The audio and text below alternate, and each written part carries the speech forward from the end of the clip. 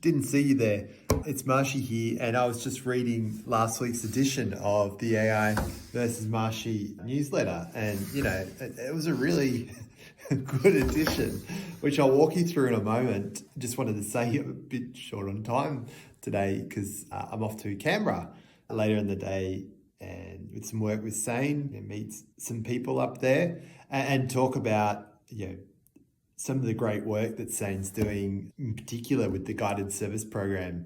And just have to say, probably a couple of months in, being a board member and just loving, I guess, closer exposure to the work Sane's doing. And if you are looking for some last minute end of financial year giving, there's actually some donation matching going on at the moment. So highly encourage you to get behind Sane. And if you want more information, I'm more than happy to share it. Mental health has been an area that I've been very passionate about for a very long time, even with my own lived experience, and couldn't be more pumped about the work they're doing.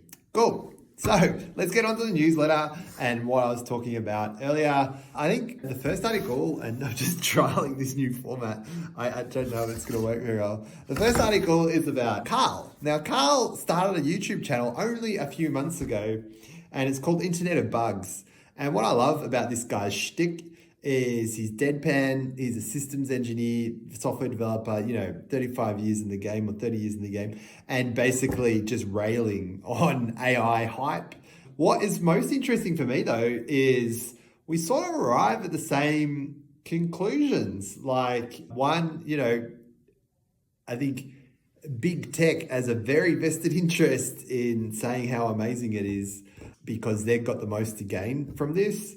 And I really liked the perspective. I think where we differ is I actually don't believe we need more breakthrough capabilities. I think the big gap is actually in accessibility and tech literacy amongst everyone else. And so we can bridge that gap by teaching more people how to use these tools, how to use these tools effectively and for an outcome.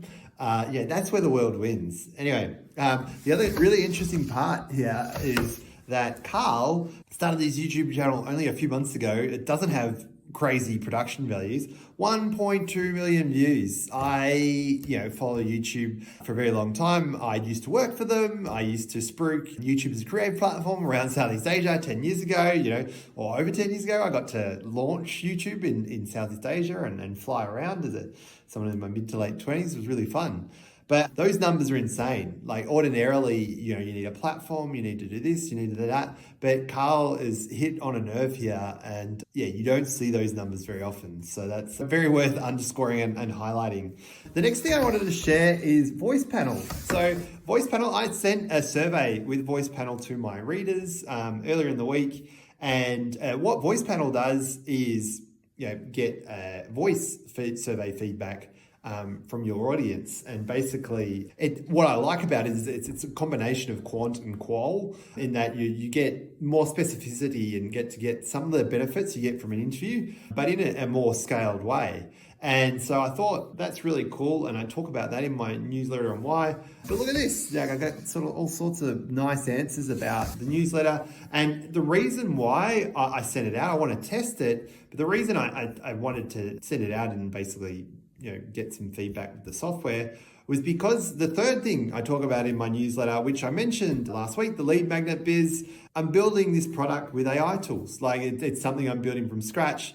I am very excited by the capabilities that AI has and want to add a practical lens to it. So, I think I can build this from scratch as a solopreneur. And we did the soft launch last week. The tools I'm building it with are all quite interchangeable. There's software like Card, there's Beehive, which is another newsletter format, different to the one I ordinarily use, Voice Panel, which I just mentioned, and Airtable, which is a relational database. It's visual, it doesn't require code. But the best part about all of this, even though I can set up this manual process with this software today, over time I can actually use AI to change things and do things over time. And so my intention over the next weeks and weeks to come is give you an update on how things are going in this newsletter with the Build in Public approach the lead magnet biz, and already got some interesting things to share for next week. So that's really exciting. But this one, example, like with the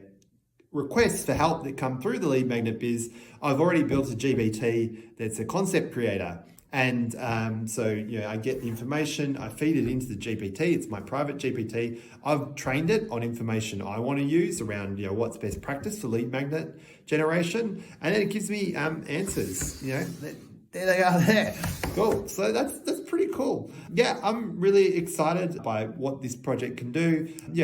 This is an itch I want to scratch. Like, I don't like relying only on referral, and I'm going to run ads and all sorts of things to this property to try and build it and get some traction. So that's really exciting.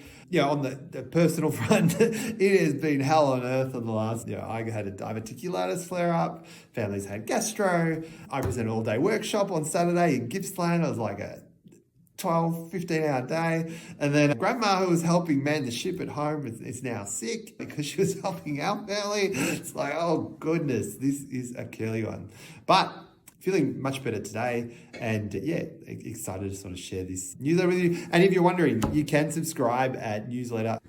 You can't subscribe there, but you can visit my website, lukemarshall.net/newsletter.